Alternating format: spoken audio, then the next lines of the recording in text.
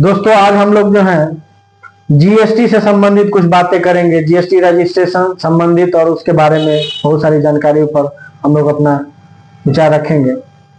सब प्रथम GST registration किन्हें लेना चाहिए? अगर आपका किसी भी व्यवसाय से सालाना टर्नओवर 40 लाख है तो आपको जीएसटी रजिस्ट्रेशन 30 दिनों के अंदर ले लेना है। वही अगर आप सर्विस सेक्टर में काम करते हैं तो वो लिमिट 20 लाख रुपए की हो जाती है।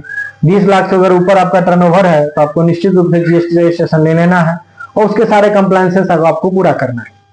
वहीं दूसरी ओर जब आप अपने शहर अपने राज्य से लेकर दूसरा राज्य में अगर सामान बेचते हैं, उसकी वैल्यू अगर 50,000 रुपए से ऊपर हो जाती है तो आपको जीएसटी रजिस्ट्रेशन लेना है, चाहे आपका टर्नओवर का क्राइटेरिया फुलफिल हो या ना हो। उसके बाद आप जीएसटी रजिस्ट्रेशन जब लेंगे तो उसमें दो प्रकार का जीएसटी रजिस्ट्रेशन होता है। एक का नॉर्मल स्कीम बोलते हैं एक को, और दूसरे को कंपोजिशन स्कीम बोलते हैं। नॉर्मल स्कीम में क्या है कि कोई सामान आप खरीदते हैं, वहां जो टैक्स देते हैं उसका आपको इनपुट मिल जाता है, उससे आप जो अपना आउटपुट लायबिलिटी पे करते हैं उससे एडजस्टमेंट होता है।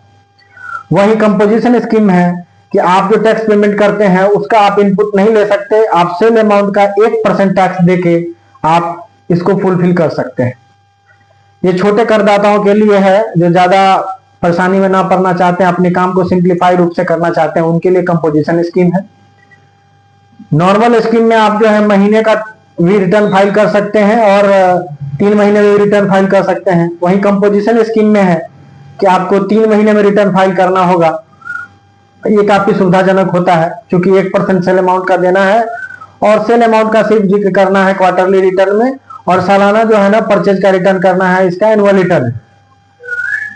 उसके अलावा आप जीएसटी फाइल करते हैं तो जरूर है कि आप टाइम पर फाइल कर लें, क्योंकि नॉर्मल स्कीम में क्या है कि आप अगर टाइम पर फाइल नहीं करते हैं तो उसमें आपको पेनल्टी देना ही पड़ेगा, इंटरेस्ट भी पे करना पड़ेगा।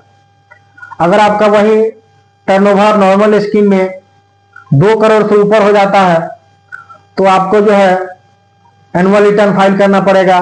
5 करोड़ से ऊपर आपका टर्नओवर हो जाता है तो ई इनवॉइसिंग आप पर कंपलसरी हो जाती है। अगर आप B2C सप्लाई करते हैं तब तो कोई दिक्कत नहीं है, HSN वगैरह डालने का कोई ये मैंडेटरी नहीं है। बट आप B2B और B2C दोनों तरह का सप्लाई करते हैं तो आपको निश्चित रूप से HSN कोड डालना चाहिए। इसी तरह की जानकारी लेने के लिए आप हमारे चैनल को सब्सक्राइब कर सकते हैं और हमारे दिए गए नंबर पर किसी तरह का कंफ्यूजन हो तो आप कांटेक्ट कर सकते हैं। धन्यवाद।